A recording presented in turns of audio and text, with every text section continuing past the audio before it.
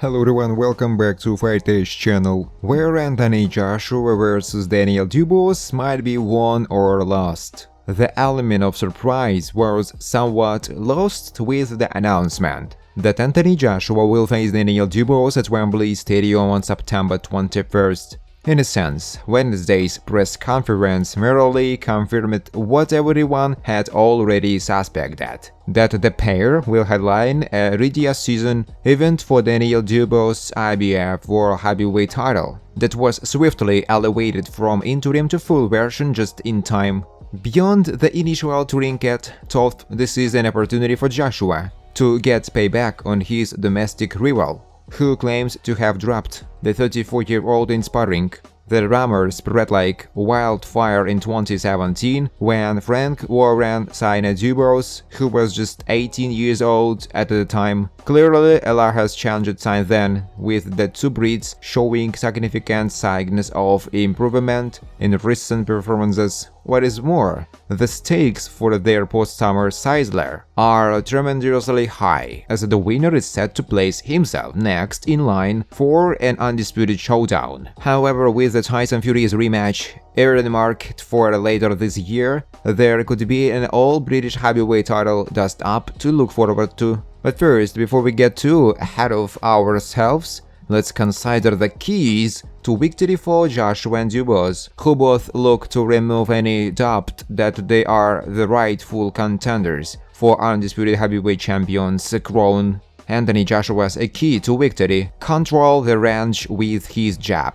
Since linking up with trainer Ben Davison, Joshua has developed a more authoritative jab that he uses to tee up his thudding right hand. Against Dubois, he will no doubt look to establish this weapon from the opening round, avoiding any mid to short range exchanges. This is until he has found his rhythm by boxing on the outside. With his jab firing, Joshua can command more control over the distance from which he launches his attacks, varying the range as and when it suits him will leave Dubois second-guessing whether or not he is out of harm's way, giving Joshua plenty of openings to step inside, where he can land hooks and uppercuts, utilize his footwork. Another aspect of Joshua's game, which has led to him becoming a more complete fighter, is his footwork. His superior mobility was showcased against Otto World in last December, when before scoring a 5th-round stoppage victory,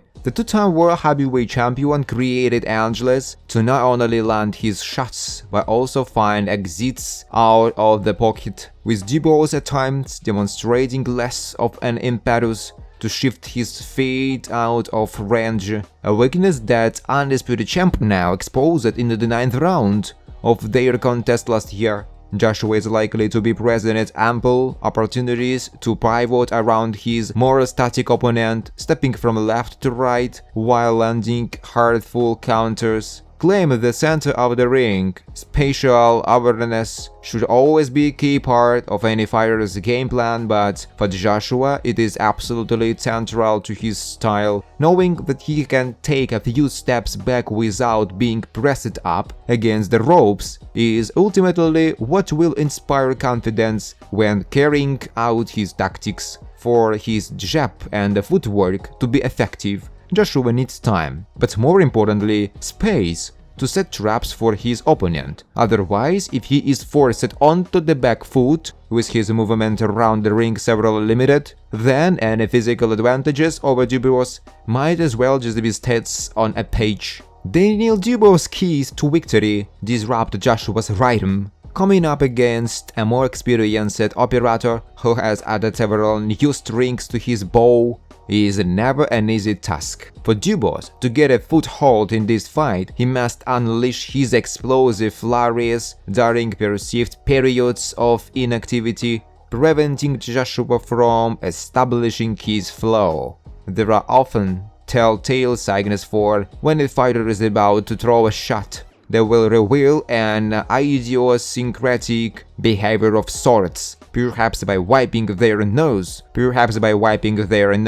or tapping their shorts before initiating an exchange. If he is able to identify Joshua's idiosyncrasies, Dubois can then capitalize on them by timing his attacks accordingly. Be first to the punch. By being first to the punch, Dubois will avoid falling victim to any traps set by Joshua. The former WBA regular champion was mindful of this in his last fight against Filip Hrgovic, who he was able to land cleanly on by leading with a variety of shots. However, against Joshua, someone with a higher boxing IQ, Dubois will need to be more measured in his approach. When putting his tactics into action, it is important for him to throw plenty of feints, so that after drawing out a lead from Joshua, he can then respond with more impactful counters. Maintain his mental resolve. After being labeled a quitter following his 10th round stoppage defeat to Joe Joyce in 2020, Dubois has proven that he does in fact have the ability to dig deep in fights. In his last two performances against Jarrell Miller and Hrgovic, he illustrated an unwavering winner's mentality